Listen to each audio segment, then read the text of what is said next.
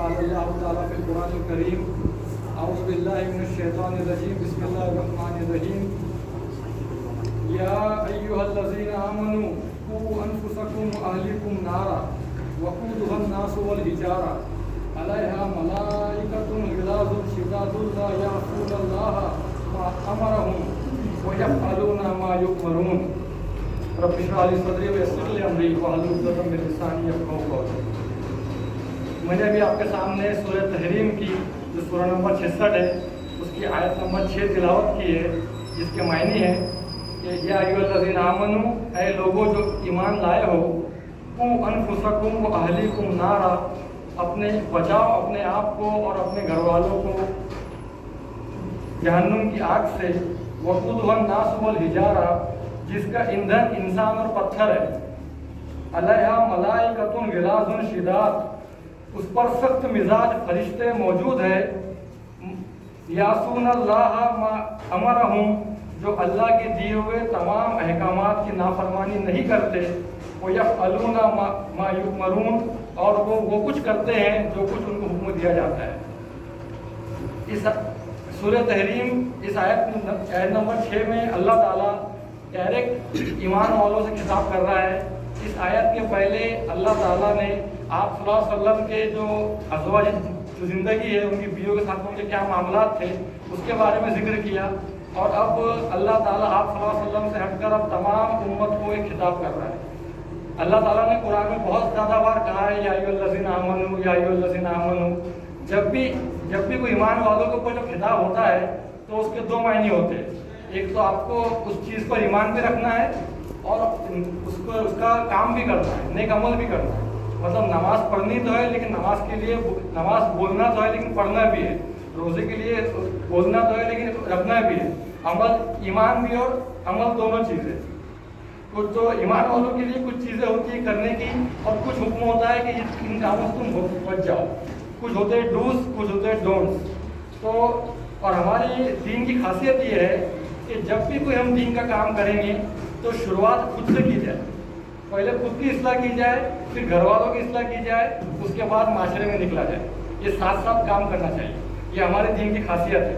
لیکن اس کا مطلب یہ نہیں کہ اگر میں خود ایمان پر چل رہا ہوں، خود نماز پڑھ رہا ہوں، خود روزے رکھ رہا ہوں، تو مجھے اپنے گھر والوں کی فکر نہیں ہونی چاہیے، بلکہ مجھے اپنے گھر والوں کی فکر ہونی چاہیے۔ فکر اس لیے ہونی چاہیے کہ اللہ تعالیٰ اس آیت میں کہہ رہا ہے کہ اپنے آپ کو اور اپنے گھر والوں کو جہنم کی آگ سے بچائیں۔ ایمان والوں کا سب سے پہلا مقصد یہ ہونا چاہیے کہ اس کے گھر والے جہنم کی آگ سے بچ جائیں اور وہ خود بھی بچیں، کیونکہ بہت سے نیک انسان ہیں جنہوں نے اپنے آپ کو اور اپنے گھر والوں کو جہنم کی آگ سے بچانے کی کوشش کی ہے، اور کئی انبیاء ہیں، کئی نیک لوگ ہیں، جیسے نوح علیہ السلام، ان کے بارے میں ہم کو پڑھنے کے لیے ملتا ہے کہ نوح علیہ السلام نے 950 سال اپنے امت کو دعوت دی، لیکن ان کی بیوی اور ان کا بیٹا وہ جہنم کی آگ سے بچ نہیں پائے۔ لوط علیہ السلام جو اللہ کے نبی تھے، ان کی بیوی جہنم کی آگ سے بچ نہیں پائے۔ فرعون جس کی بیوی آسیہ علیہ السلام جو نیک عورت تھی، وہ اپنے شوہر کو جہنم کی آگ سے بچا نہیں پائے۔ اور یہاں تک کہ اللہ کے آخری رسول محمد صلی اللہ علیہ وسلم جو اپنی قیامت تک کے تمام امت کے لیے محبت اپنے دل میں رکھتے تھے، انہوں نے بھی وہ بھی اپنے چچا ابو طالب کو اور ابو لہب کو جہنم کی آگ سے بچا نہیں پائے۔ مطلب آپ کا کام دین کی دعوت دینا ہے، ہدایت دینا اللہ کے ہاتھ میں۔ کون جہنم کی آگ سے بچے گا، کون نہیں بچے گا، یہ اللہ طے کرے گا۔ لیکن ہمارا کام چھوڑنا نہیں، ہم صرف اگر نماز پڑھیں گے، ہم فجر کی اذان ہوئی ہم نماز پڑھیں اور ہمارے گھر والوں کو اگر ہم بولیں گے نہیں کہ نماز پڑھو، تو یہ کچھ کام کی بات نہیں ہے۔ مطلب خود بھی بچو اور لوگوں کو بھی بچاؤ، گھر والوں کو بھی بچاؤ۔ اب اس کے ہم بچائیں گے کیسے ہمارے گھر والوں کو؟ تو اس کے لیے 2-3 اس کی بات یہ ہے کہ پہلے آپ قرآن اور حدیث کا خود اس کا علم حاصل کریں، پھر اس پر عمل بھی کریں، اور پھر اپنے گھر والوں کو اچھی باتیں سنائیں، حدیث کا ذکر کریں، اپنے گھروں کے اندر قرآن کی آیتیں بتائیں، ان کو بدعت کے بارے میں ان کو سمجھائیں کہ یہ کام بدعت ہے، اس کام سے بچو، ان کے حاضی بنو، ان کو صحیح نماز پڑھنے کا طریقہ بتاؤ۔ کیونکہ ایک بات ہی ملتی ہے ہم کو کہ جو انسان علم والا ہے، جس کے پاس علم ہے، تو ہر گمراہ انسان اس کی ذمہ داری ہے، جو بھی گمراہ انسان ہے وہ اس کی ذمہ داری ہے، وہ سمجھنا پڑے گا۔ پھر اس میں کہا جاتا ہے کہ یہ جو آیت ہے یہ اصل میں گھر کے سربراہ کے سے مخاطب ہے، یعنی جو گھر میں جو ڈومینیٹ کرتا ہے، یعنی گھر میں کوئی باپ ہے، بڑا بھائی ہے، ان کے لیے یہ آیت ہے کہ تم یہ کام کرو. اور یہ اس میں ایک حدیث ملتی ہے ہم کو بخاری شریف میں، جس کا مفہوم یہ ہے کہ رسول اللہ صلی اللہ علیہ وسلم فرماتے ہیں کہ تم میں سے ہر ایک رائی ہے، رائی مطلب نگہبان. جس طرح ہوتا ہے کہ ایک نگہبان ہے وہ اپنے مویشیوں کو چراتا ہے، اور اگر ایک پہ اگر کوئی بکری یا اس کا کوئی بیل اگر کوئی جھنڈ سے اگر الگ ہو جائے تو وہ اس کو پکارتا ہے کہ تم جھنڈ میں آ جاؤ، اگر نہیں آتا تو اس کو مار کر لے کر آتا ہے. تو اسی طرح خاندان کے ایک انسان کا جو ذمہ دار ہے اس کو یہ سمجھنا چاہیے کہ میرا گھر کے اگر کوئی لوگ کوئی گناہ میں اگر پڑے ہوئے ہیں، کوئی غلط کام میں اگر لگے ہوئے ہیں تو میں ان کو لے کر آؤں، میں ان کو سیدھے راستے کی طرف لے کر آؤں. اگر زبان سے آتے ہیں تو ٹھیک ہے، لیکن میری ذمہ داری ہے کہ میں ان کو کچھ اور بھی طریقے اپناؤں. لیکن وہ طریقے ماں باپ کے ساتھ میں استعمال نہیں ہوں گے، ان کے ساتھ میں استعمال ہوں گے جن پر آپ کا حق ہے زیادہ. آپ کی بیوی ہے، بچے ہیں، ان کے بارے میں حق ہے، کیونکہ باپ سے سوال ہوں گا اولاد کے بارے میں، شوہر سے سوال ہوں گا بیوی کے بارے میں، حکمران سے سوال ہوں گا اس کی رعایت کے بارے میں. اور یہ ہمارا مقصد اس لیے ہونا چاہیے کہ امت جو گھر کا سربراہ ہے اس کو اپنے گھر کی تمام لوگوں کی فکر ہونی چاہیے کہ ان کا بیٹا، ان کی بیٹی، ان کے دوست کیسے ہیں، وہ کون سی صحبت میں، آپ کے بچے کے موبائل کے اندر کون سی چیزیں سیو ہے، یہ ساری چیزیں ایک باپ کو معلوم ہونی چاہیے. اس کے موبائل کا جو پاسورڈ ہے وہ آپ کو معلوم ہونا چاہیے. اور اگر آپ کے گھر میں کوئی کمپیوٹر آپ کے گھر میں ہے تو اس کمپیوٹر کو آپ کے جو گھر کا ہے بڑے ہال میں رکھیے، اس کو بیڈ روم میں مت رکھو. ہال میں اس لیے رکھو کہ اس کا جو اسکرین ہے وہ تمام لوگوں کو نظر آنا چاہیے کہ آپ کا بیٹا کمپیوٹر میں کیا دیکھ رہا، آپ کی بیٹی کمپیوٹر میں کیا دیکھ رہی. یہ ذمہ داری ہر گھر کے بڑے کی ہے. یہ اس لیے ہے کہ اللہ تعالیٰ کہتا ہے وَلَا تَقْرِبُوا الزِّنَا، کہ زنا کے قریب بھی مت جاؤ. یہ میں اس لیے کہہ رہا ہوں کہ آج کے معاشرے میں جو ہمارا آج کا جو موضوع ہے مضبوط خاندان مضبوط سماج، اس کا ہمارا تھیم یہ ہے کہ آج کل جو ہماری مسلم لڑکیاں خاص طور پر غیر مسلم لڑکوں کے ساتھ میں شادیاں کر رہی ہے، ان کے ساتھ میں تعلقات رکھ رہی ہے، ان کو کس طرح سے واپس لایا جائے، ان کے ذہنوں میں کس طرح سے اسلام کی دعوت دی جائے. اصل میں ہمارا مقصد یہی ہے. تو اس آیت کے بارے میں یہ ہے کہ تم اپنے گھر والوں کو جہنم کے آگ سے بچاؤ. کل آج کسی اور کی بیٹی جا رہی ہے غیر مسلم کے ساتھ میں، کل کی ہماری بہن بھی ہو سکتی ہے، تو ہماری بیٹی بھی ہو سکتی ہے. اور تمام امت کی بیٹیاں ہماری بیٹیاں، تمام امت کی مائیں ہماری مائیں. یہ چیزیں ہم کو سمجھنی چاہیے. پھر اس میں یہ ہے کہ آپ کی جو لڑکیاں ہیں خاص طور پر، یہ ٹیوشن پر ان کو اکیلے مت بھیجو، ان کو کسی کے ساتھ میں بھیجو. ان کے کوئی بڑا بھائی ہے ان کے ساتھ میں بھیجو. اب جو بھی کمپیوٹر کلاس پہ جا رہی ہے وہاں پر غیر مسلم ٹیچر ہے، زیادہ تر غیر مسلم ٹیچر ہے کمپیوٹر کلاس پر، ٹیوشن پر.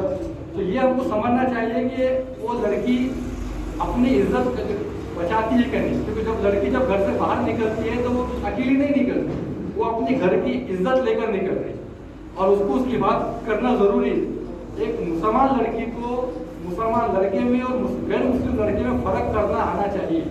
کیونکہ غیر مسلم لڑکے کیا کر رہے ہیں، اصل میں ان کی جو لڑکی کو جو ہوتا ہے بات کرنے کا طریقہ، وہ پہلے ان سے بات چیت کرتے ہیں، ان سے نمبر لیتے ہیں، ان کو میسج کرتے ہیں، وہ شروعات کرتے ہیں.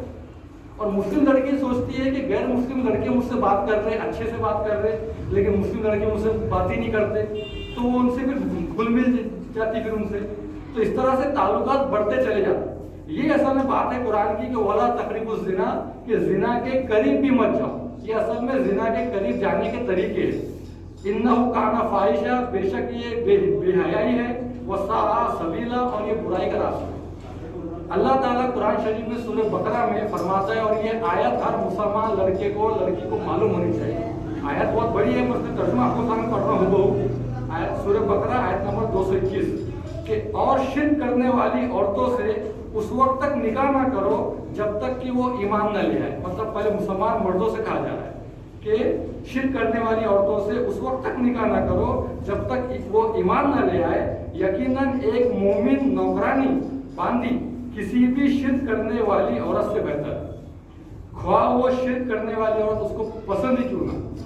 दूसरा, और उसी आयत कंटिन्यू करती है कि अपनी औरतों का निकाह शिर्क करने वाले मर्दों से ना करो जब तक कि वो मुसलमान ना हो जाए, जब तक ईमान ना ले आए।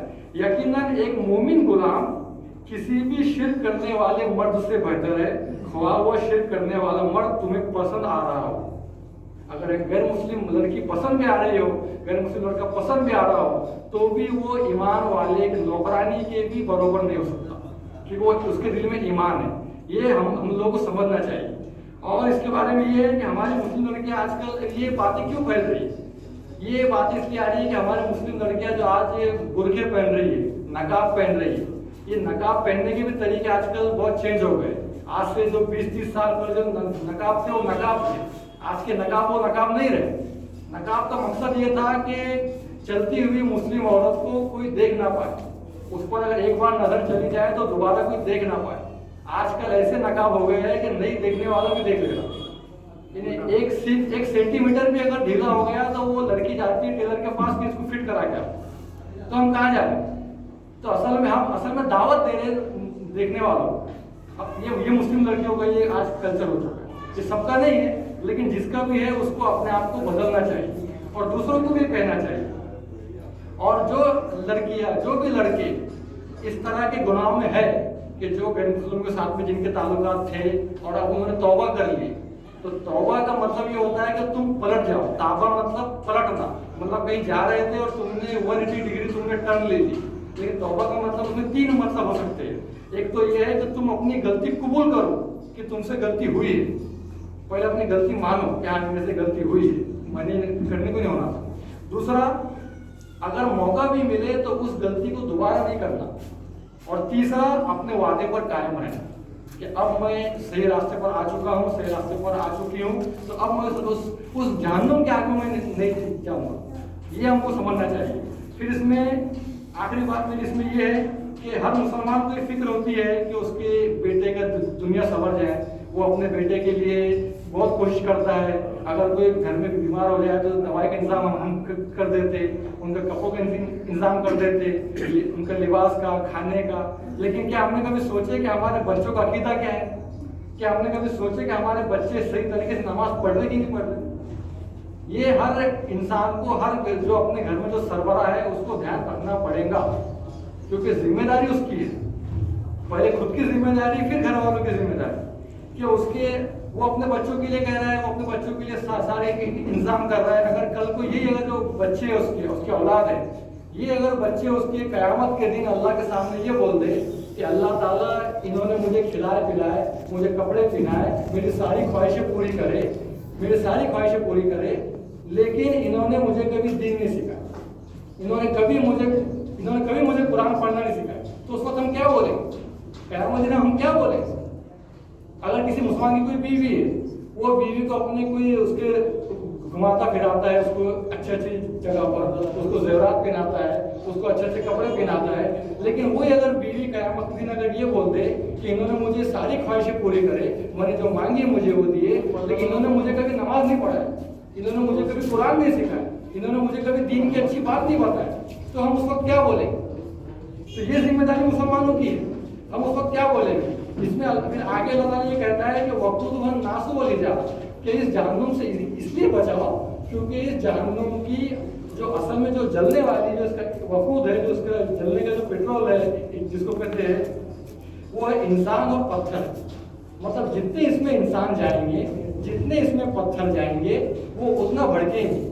जहन्नुम की ग़िज़ा है, जितना वो जाएंगे। अब उसमें जो पत्थर है उनको कोई सजा नहीं हो रही पत्थरों को, क्योंकि पत्थर वो है, असल में सूरह बनी इसराइल के अंदर हमको मिलता है कि जो मुशरिक करने वाले जिस पत्थरों की पूजा करते थे, जिस पत्थरों की पूजा करेंगे, उन पत्थरों को भी उनके साथ में जहन्नुम में डाल दिया जाएगा। उनके साथ में कि देखो तुम इनकी बात करते थे अल्लाह को छोड़कर, आज वो भी जहन्नुम। लेकिन अजाब पत्थरों का अजाब नहीं होगा, इंसानों का अजाब होगा, क्योंकि जहन्नुम के अंदर तो फरिश्ते भी है जो इसमें कहा गया है, तो फरिश्तों का अजाब नहीं है जहन्नुम के अंदर। जहन्नुम से अजाब सिर्फ इंसानों को है। जहन्नुम के अंदर एक हमको मिलता है सूरह साफात के अंदर कि एक ज़क्कूम नाम का एक दरख्त भी है जहन्नुम में, ज़क्कूम, जिसको जिसमें कहा जाता है कैक्टस, जिसके अंदर कांटे भी होते हैं, जिसके अंदर कोई रस भी निकलता है। तो वो ज़क्कुम दरख्त भी जहन्नुम के अंदर होगा, उसकी जड़ें जहन्नुम के सबसे निचली सतह में मौजूद है। अब एक दरख्त का जहन्नुम में ठहरना ये भी अल्लाह का कमाल है कि वो दरख्त है फिर भी वो जहन्नुम के अंदर मौजूद है। और वो ज़क्कुम दरख्त जहन्नुमों की ग़िज़ा है, जो जहन्नुम में रहने वाले लोग हैं, लेकिन नहीं चाहते हुए भी उनको खाना पड़ेगा। वो कांटे उनकी ग़िज़ा है, उसमें जो पानी निकलेगा वो उससे वो पिएंगे। इस तरह से कि अगर जहन्नुम से अगर अपने आप को नहीं बचाएंगे, हम अपने घर वालों को बुरे कामों से नहीं बचाएंगे, तो ये अंजाम होने वाला है। इसमें एक मिसाल ये है कि जैसे हम कोई काम में लगे हुए हैं, हम कोई ऑफिस में है, हम कोई बिजनेस में, हम कोई मीटिंग में बैठे हुए हैं और वहाँ पर हमारे आगे मीटिंग हम लोग बैठे हुए हैं और हमको फ़ोन आता है कि आपके घर पे आग लग चुकी है। एक फ़ोन आता है हमको कि आपके घर पे आग लग चुकी है और आपकी बीवी और बच्चे उसमें जल रहे हैं। तो क्या हम हमारी मीटिंग छोड़कर आएंगे नहीं? हम क्या हम ये बोलेंगे कि भाई हाँ ठीक है, उनको जलने दो, मैं इधर मीटिंग करके आ जाता हूँ?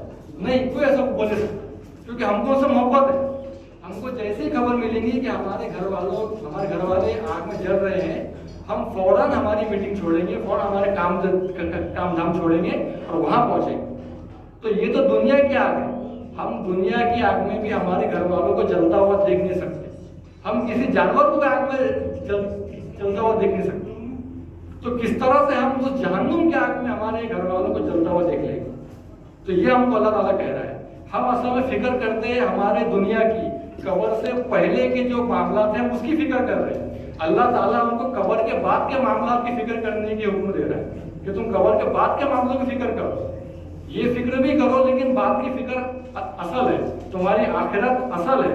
और ये फिक्र मुसलमान को होनी चाहिए कि जहन्नुम के, क्योंकि जहन्नुम में आग ही आग है, आग के अजाब तुमको दिए जाएंगे, आग से तुमको बांधा जाएगा, आग की कैंची से तुम्हारे होठों को काटा जाएगा, ये तमाम इसमें फितने मौजूद हैं।